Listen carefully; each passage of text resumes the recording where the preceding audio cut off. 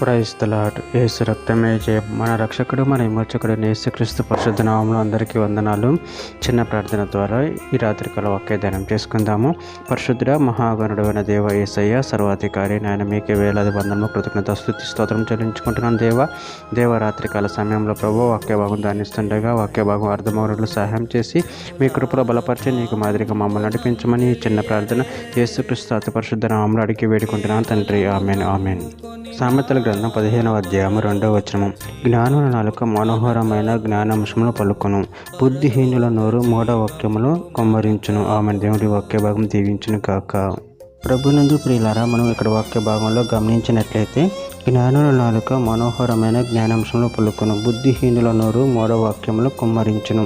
అదేవిధంగా వాక్య భాగంలో గమనించినట్లయితే సామెతల గ్రంథం 15వ అధ్యాయం 23వ వచనంలో సరిగా ప్రత్యుత్తరం ఇచ్చే వానికి దాని వలన సంతోషము పుట్టును, సమయోచితమైన మాట ఎంతో మనోహరము. సామెతల గ్రంథం 15వ అధ్యాయం 28వ వచనం నీతిమంతుని మనసు యుక్తమైన ప్రత్యుత్తరం ఇచ్చుటకు ప్రయత్నించును, భక్తిహీనుల నోరు చెడ్డ మాటలు కుమ్మరించును.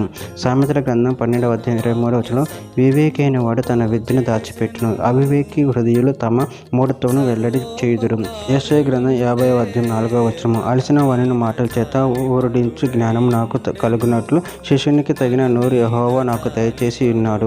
శిష్యులు వినున్నట్లు నేను వినటిక ఆయన ప్రతి ఉదయమును నాకు వినబుద్ధి పుట్టించుచున్నాడు. యోబు గ్రంథం 33వ అధ్యాయం 3వ వచనం నా మాటలు నా హృదయ యథార్థతను తెలుపుచున్నవి, నా పెదవులు జ్ఞానమును యథార్థంగా పలుకును. సామెతల గ్రంథం 10వ అధ్యాయం 32వ వచనం నీతిమంతుని పెదవులు ఉపయుక్తములైన సంగతులు పలుకును, భక్తిహీనుల నోట మరొకపు మాటలు వచ్చును. సామెతల గ్రంథం 10వ అధ్యాయం 33వ వచనం తెలియగల వాని హృదయమందు జ్ఞానము సుఖ నివాసం చేయును, బుద్ధిహీనుల అంతరంగంలోనున్నది బయలుపరచబడును.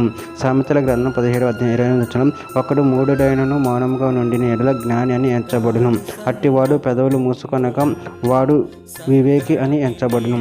హెబ్సీయులకు రాసిన పత్రిక 4వ అధ్యాయం 29వ వచనం వినువారికి మేలు కలుగునట్లు అవసరమును బట్టి క్షేమాభివృద్ధికైన అనుకూల వచనమే పలుకుడి కానీ దుర్భాష ఏదైనా మీ నోట రానియకుడి. చివరిగా ఒక మాట, యాకోబు రాసిన పత్రిక 1వ అధ్యాయం 26వ వచనం ఎవడైనా నోటికి కళ్ళము పెట్టుకొని తన హృదయమును మోసపరుచుకొనొచ్చు భక్తి గలవాడని అనుకునే ఎడల వాని భక్తి వ్యర్థమే. ఆమె దేవుని వాక్య భాగం దీవించిన కాక చిన్న ప్రార్థన చేసుకుందాము.